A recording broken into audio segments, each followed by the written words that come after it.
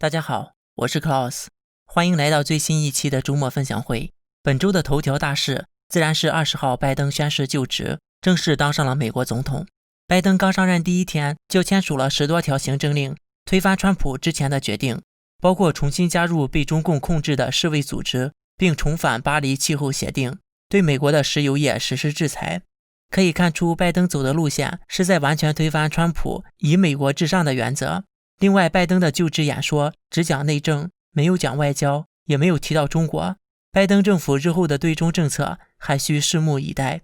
这次的美国总统交接也创造了很多先例。首先，川普没有参加拜登的就职典礼，是美国有史以来第一位不参加下任总统就职典礼的前任总统。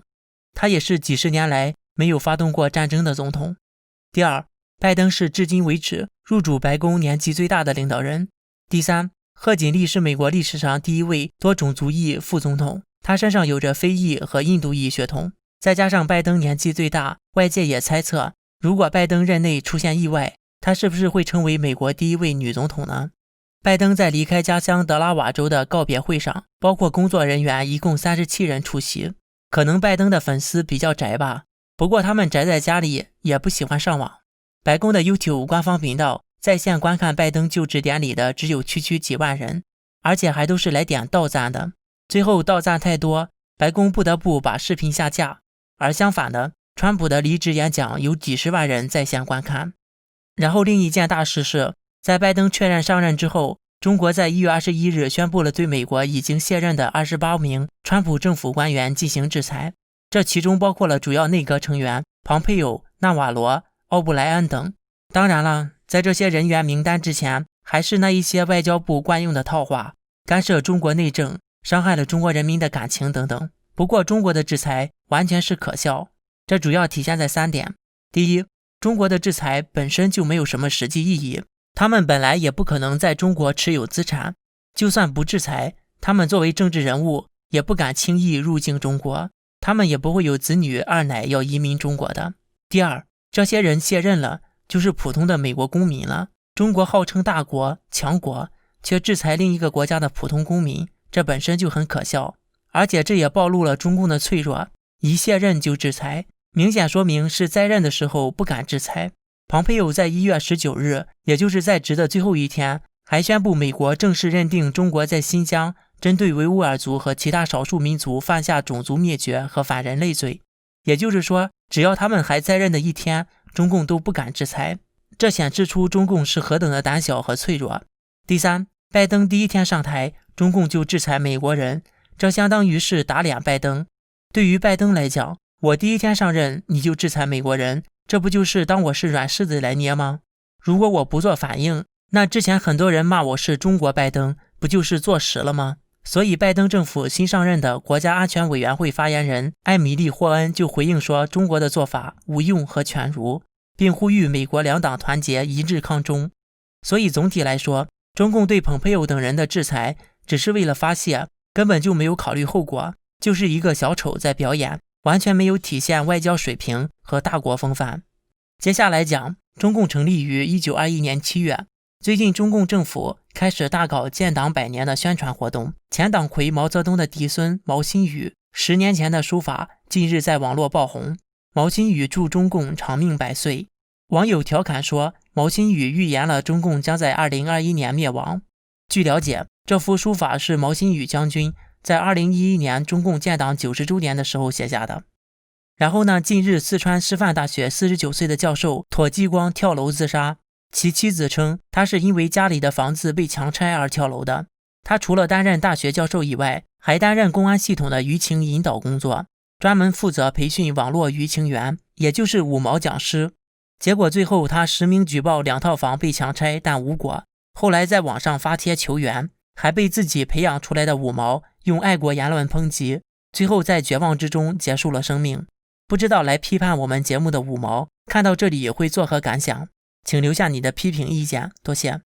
接下来关注的是，今日中国盗版 YouTube、B 站一位名叫抹茶的年轻博主被活活饿死，吸引了中国国内网友的广泛讨论。这件事情撕开了中国所谓繁荣富强的特色社会主义的真面目，而是一个朱门酒肉臭、路有冻死骨的社会。更为讽刺的是，莫查在死之前曾说非常想吃草莓，而莫查生活的贫困县大凉山的官方媒体在莫查死后发文说吃草莓吃到撑是一种什么样的体验，彻底的坐实了朱门酒肉臭，路有冻死骨。真的不知道这是高级黑还是低级红。然后呢，前些日子我们关注了在拼多多加班猝死的年轻女员工，因为此事，现在拼多多在内部发起投票，让员工可以在11、11.6和996之中2选1。但是这两个选择其实没有什么区别，一个是早上11点上班，晚上11点下班，另一个是早上9点上班，晚上9点下班，都是每天工作12个小时，一个星期工作6天。真的是体现了在中国特色社会主义下的特色民主，人民看似有选择的权利，但是选项却是党给你设定好的。接下来呢，最近中国出台春节返乡的政策，成为了热搜第1名，达到6亿人次的阅读。春节返乡过年需要持有7日内核酸阴性证明，回来以后还要进行14天的隔离，所有费用均由个人承担，引起了广大网友的激烈反响。有网友说，当他们5个1的时候，我不是高华，我觉得高华活该；当他们双阴性转机48小时的时候，我不是留学生，我不在意；当他们给认为不必要回国的人红码的时候，我不在境外，我觉得更安全。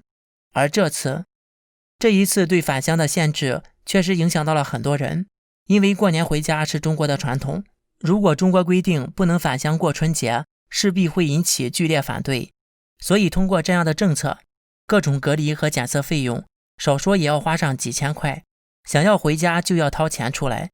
既限制了人员的流动，又顺便割一波韭菜，可谓是一箭双雕。好了，下面进入网友互动环节。上一期视频我们针对有些中国人认为外国歧视严重，揭露了外国人在中国享受的超国民待遇，最歧视中国人的其实就是中国。网友 Byte Mega 说，我懂了，在海外歧视中国人是为了让他们宾至如归，有回家的感觉。网友 RMK 说，宁与外邦不与家奴，就是这个意思，奴隶不需要有待遇。宁与外邦不与家奴是出自晚清时期对外国列强的态度，大清不在意赔偿外国钱财，反正都是出在韭菜身上。